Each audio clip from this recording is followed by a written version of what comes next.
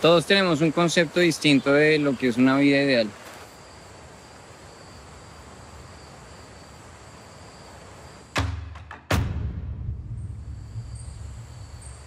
En mi caso, pues este es el mío.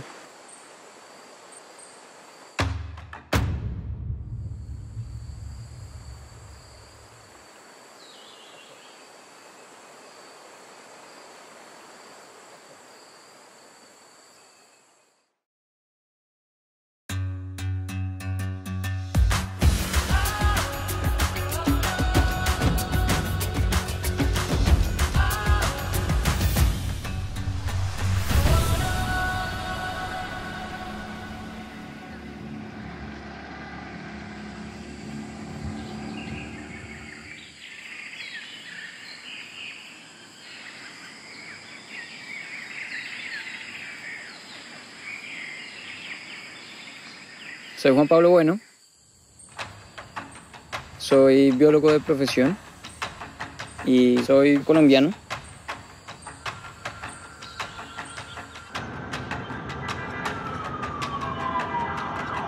Yo inicié con ingeniería química. En mi familia somos químicos por naturaleza. Tenía un hobby que era conocer Colombia a través del computador. En esos viajes virtuales buscando fotos, me encontré con 3 fotos de cañocristales.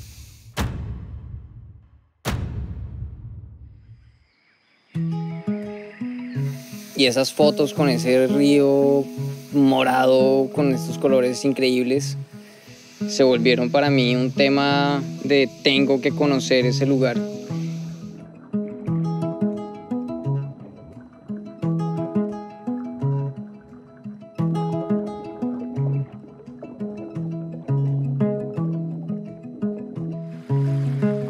Ahorré un poco y un día pude viajar finalmente a Cañocristales. Me di cuenta que no era solamente Cañocristales, sino era toda una región increíble, brutal. La Macarena. Este lugar, en términos de paisaje y naturaleza y fauna y vida, es completamente asombroso. Ya teniendo ese contacto con la gente y la naturaleza, dije, lo mío es esto, punto. No tengo que buscar más. Yo estaba sufriendo en ese momento con la ingeniería química. No porque me quedara grande, sino porque no me quedaba fácil imaginarme a mí más adelante metido en una oficina, metido en cosas que tuvieran que ver con procesos químicos. Y para mí la conclusión fue dedicarle mi vida a proteger eso que me gusta tanto, que es la naturaleza.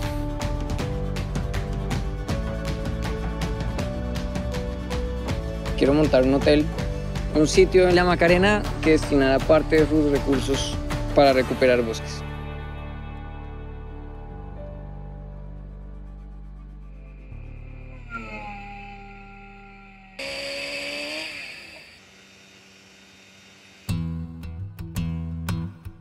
Siete años de incansable trabajo levantando un proyecto que inició con puros ahorros, la manigua.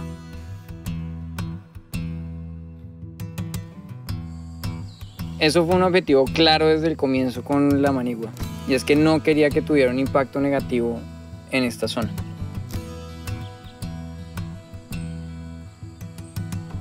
Fue que logré encontrar los diferentes espacios donde podía construir sin tener que tumbar un árbol.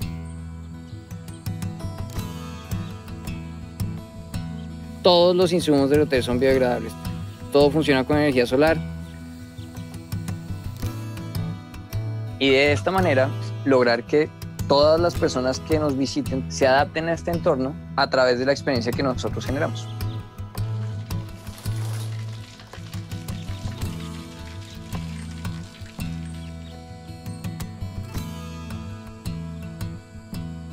La naturaleza y nosotros encontramos un punto donde podemos convivir juntos.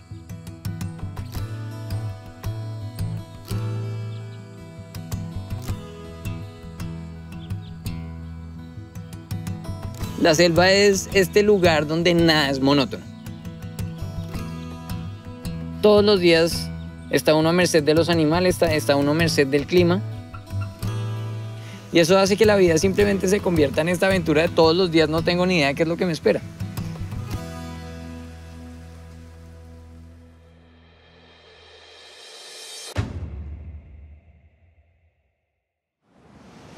El año pasado el río Guayabero se le dio por crecer hasta un nivel que yo nunca pensé que llegaría. El río se metió en todo el locho. Se metió dentro de las cabañas. Se metió dentro del comedor. De la inundación, estar con el agua hasta el cuello, nadando de un lado para el otro, tratando de rescatar lo que hubiera del lodge sin que se perdiera nada. Y fue increíble. No perdimos nada. Lo único que perdimos fue un bulto de arroz. Y en eso no perdimos nada gracias a mi equipo.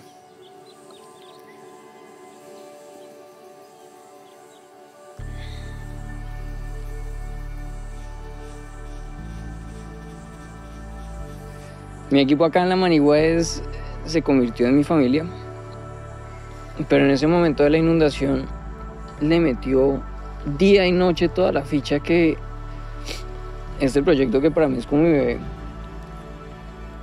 pues no se muriera.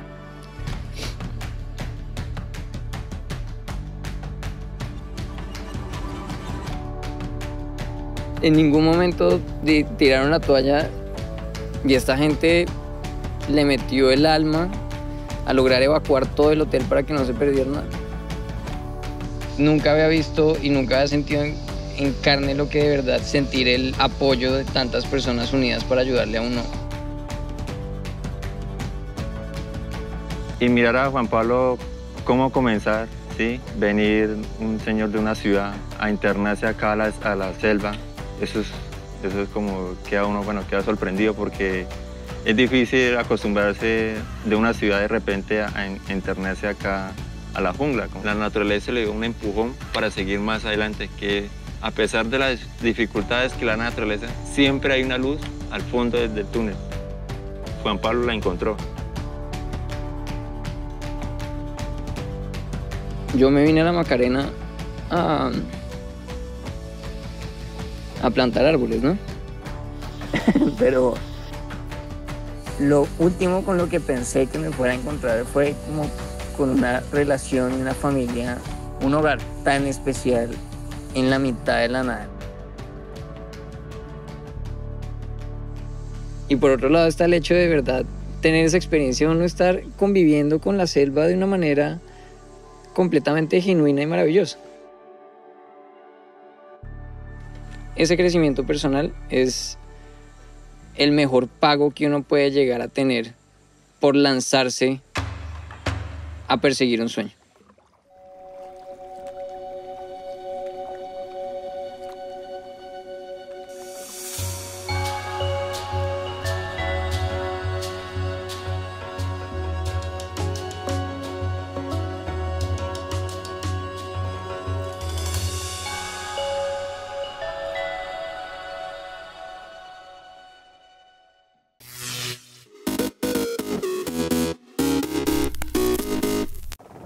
Welcome to the final day of racing for the Ocean Race Europe in Italy, Genoa. And if you've been following all the drama today, you will know that, well, we've been in a bit of a long postponement. These two boats here are going to be in a fight with that team. Merpori Foundation on the left, Axonabel Ocean Racing on the right. Sailing Poland trying to find room at the Kamibo end, but there was no room to be had for Bauer Becking, the veteran of the Ocean Race.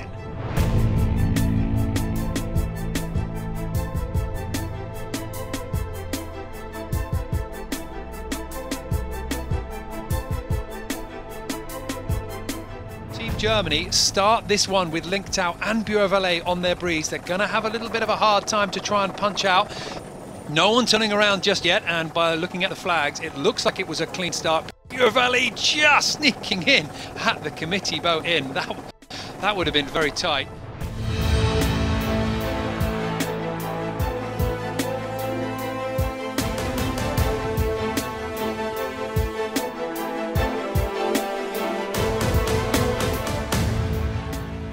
the moment for those leaders right now, the breeze is pretty much in line with that next mark. It's coming in at around about 170, which is the bearing to the next mark.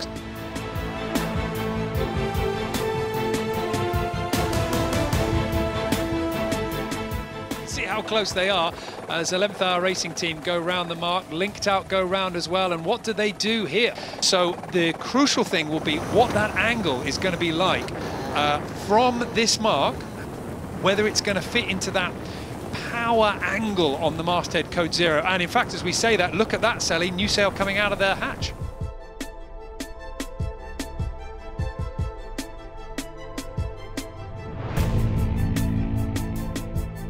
Murpuri Foundation Racing Team about to come across the finish line. It so nearly went the way of Sailing Poland, but the Portuguese take it. Johan Rashom and Murpuri Foundation Racing Team cross the finish line. Yeah! You're good, huh? Job done, mission accomplished. Oh, that was incredible. I think we love to make things hard for ourselves. But it was amazing and beautiful project. Absolutely loved it, loved the crew. Very proud of everything they did, everything we did. And yeah, happy for the Murpuri Foundation. Very, very, very tight finish, but a really good finish here for Sailing Poland. That's a strong performance. So the finish line for 11th Hour Racing Team. Behind them, but the big question is what's happening behind them with Offshore Team Germany. So 11th Hour Racing Team coming into the finish, sailing clear now. They are going to sail through the line first. Linked Out to windward. They can't affect them anymore. They desperately tried to take the breeze. All that Offshore Team Germany need to do now is bear away, sail through that line, and what a finish. Offshore Team Germany, narrowly by the thinnest of margins, hold on to what all their hard work has given them. They win the Ocean Race Europe in spectacular fashion. It has been probably one of the nicest events since yeah, a long time. Yeah. I mean, I prepared that for 4 or 5 years probably, and it's a lot of work, and I'm so happy that yeah, that we managed so well. I'm super happy.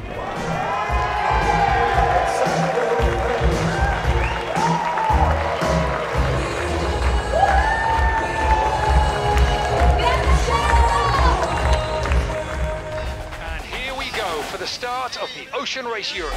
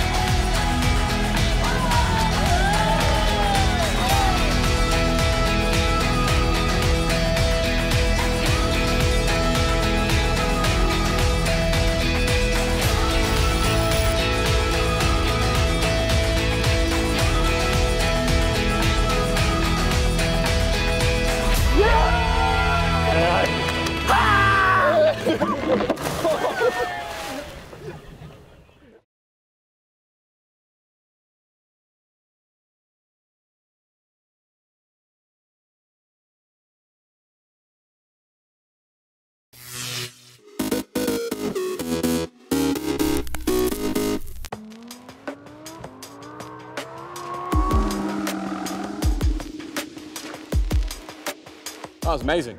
Yeah. These cars, the STO, yeah, they're like, they seem to be a lot faster than the Hurricane, yeah? Yeah, we did the Hurricane Performante last time we were here 3 years ago, and yeah, the STO, what a beast. It's amazing. Yeah, and this one's rear-wheel drive as well. Yeah, so yeah, exactly, yeah. How do you find that different, being rear-wheel drive with four-wheel drive? You probably just got to be more careful coming out the corners, otherwise you might spin. But I guess these cars have got more downforce, so there's more grip anyway. Yeah. But yeah, so far, first couple of laps, it was amazing. When you're on stage, you have a lot of, when you're performing in front of people, you have a lot of adrenaline, you have a lot of energy, but you also have to like really concentrate on what you're doing so you don't make mistakes. And I find driving on track fast like this, it's almost similar, because you have a lot of adrenaline, it's exciting, it's thrilling, but you have to really be calm and concentrate and be in a zone. So I like the parallels of kind of performing on stage and driving a car, but so for me it's both, I'd say.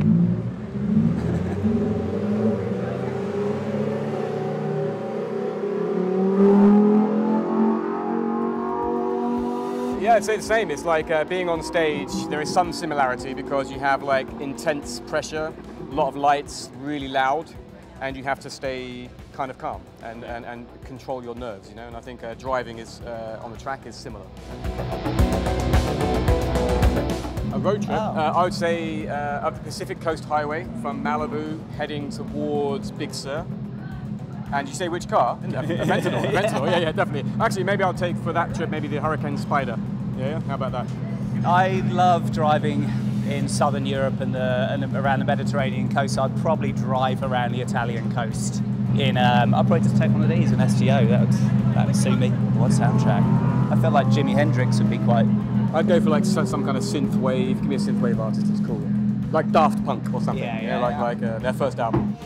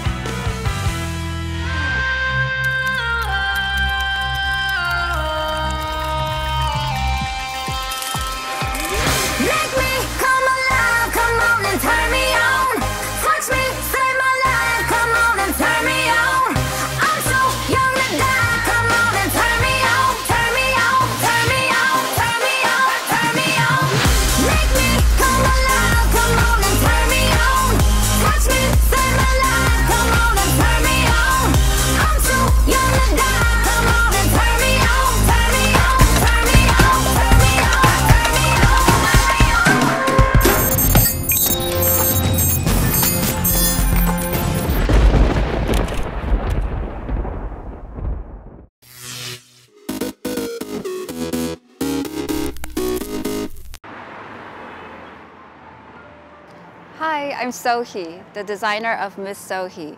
I'm originally from South Korea and I'm currently based in London. So I came to London 6 years ago. For me, London is home because I have my friends here and I have all my creative friends around me that inspire me all the time. And the cultural diversity here is really, really inspiring. In this room, you see a lot of mood boards, and this is my desk. And this is where all the sketching and creativity happens. And then in the room next door, this is where all the embroidery happens.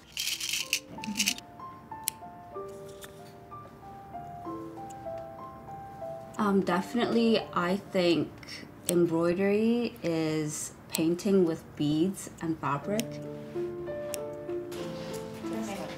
Yeah, is it sewn down? No, right?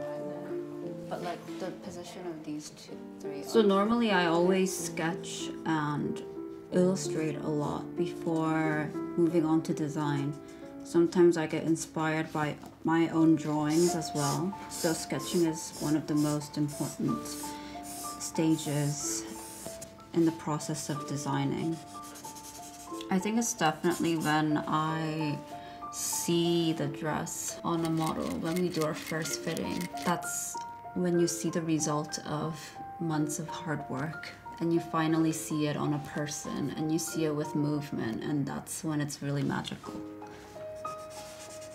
I grew up watching my grandmother sew all these beautiful traditional embroideries, and I didn't realize how beautiful they were until I grew up, and I really wanted to use the traditional methods and also the colors of the traditional embroidery into my design.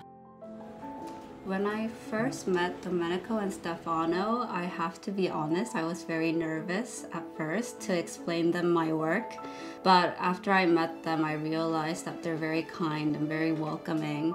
And they were very, very supportive of my ideas. And they gave me complete freedom to be myself and express my vision. So I had a really great time meeting them.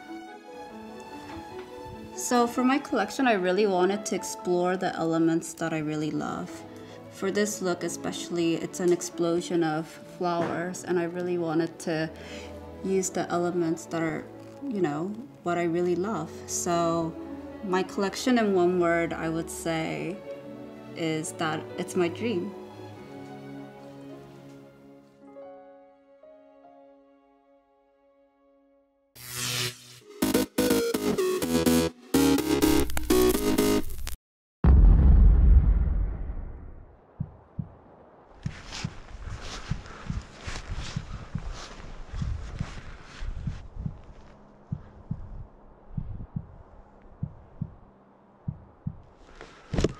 Copy, I'm in position at 100. Austin is ready too. I'm just gonna take a couple breaths here. 5, 4, 3, 2, love you.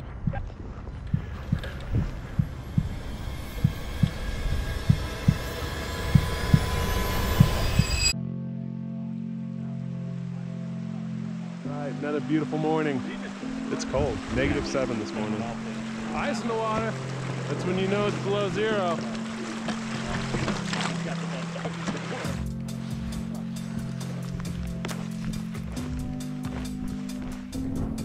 Get at the top of the cliff. Dropping in 5, 4, 3, 2, 1.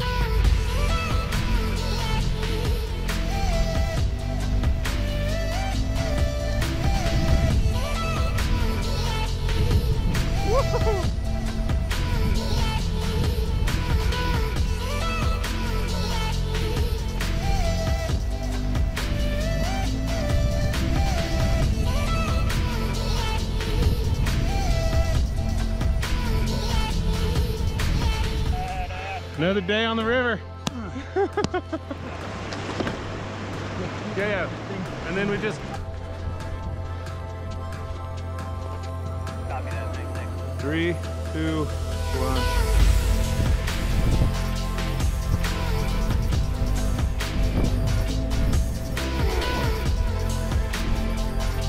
All right, man, have fun. It's gonna be a great landing. Fuck yeah, dude.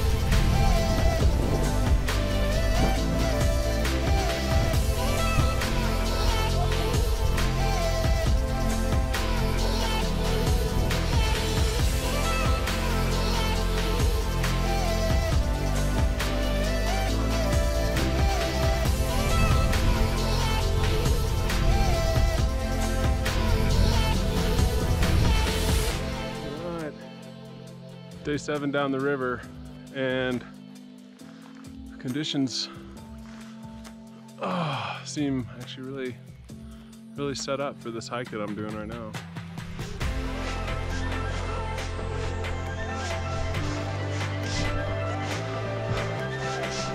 Yo, buddy, I should be able to see you now. Dropping in 3, 2, 1. Love you guys.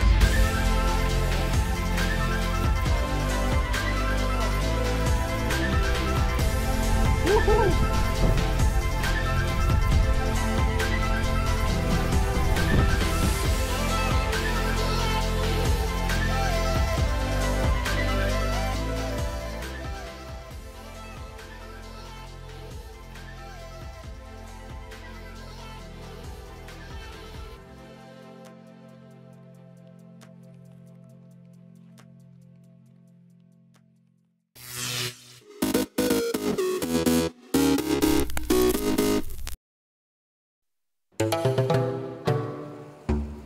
What I tend to look for when I go to places are things that are visually appealing. When you walk down the sand dunes here in St. Lucia. Just thinking of the old shipwrecks or the explorers, the first thing they saw was these long beaches and impenetrable forest. They still look exactly the same. I can't imagine there are many places in the world where you can see tons of things in one day. I want to pinch my arm and say, this can't be true.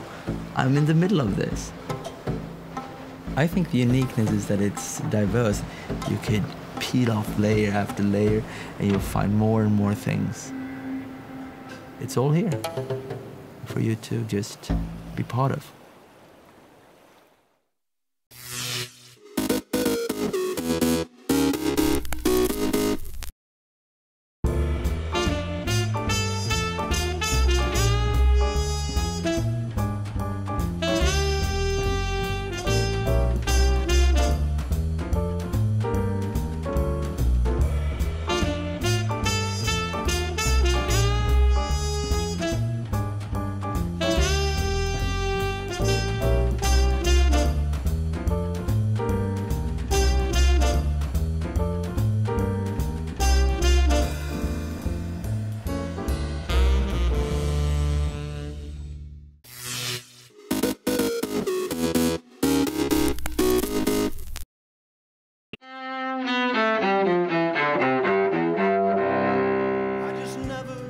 August 16th, 1977.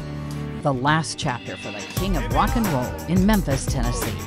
That's where singer Elvis Presley dies at his Graceland mansion at age 42. Heart disease and years of prescription drug abuse are the causes of Presley's death. But Elvis's music and his popularity as the greatest star of rock's early years live on. 1948. In New York, the world of baseball loses a larger-than-life icon, Hall of Famer Babe Ruth. The Yankee slugger dies of throat cancer at age 53, a year after thanking fans paying him tribute. And I'm glad that I've had the opportunity to thank everybody. Thank you. 2003. Idi Amin, considered one of Africa's most brutal leaders, dies in Jeddah, Saudi Arabia at age 78. Amin's rule as dictator of Uganda oversaw the killing and torture of hundreds of thousands of people during the 1970s. 1954. Sports Illustrated, the weekly sports magazine created by Time and Life publisher Henry Luce, hits newsstands for the first time. And 1958, Madonna, the singer known as the Material Girl, is born in Bay City, Michigan. Her provocative persona has delivered both pop hits and media headlines since she first gained fame in the 1980s. Today in history, August 16th. Camille Bohannon, The Associated Press.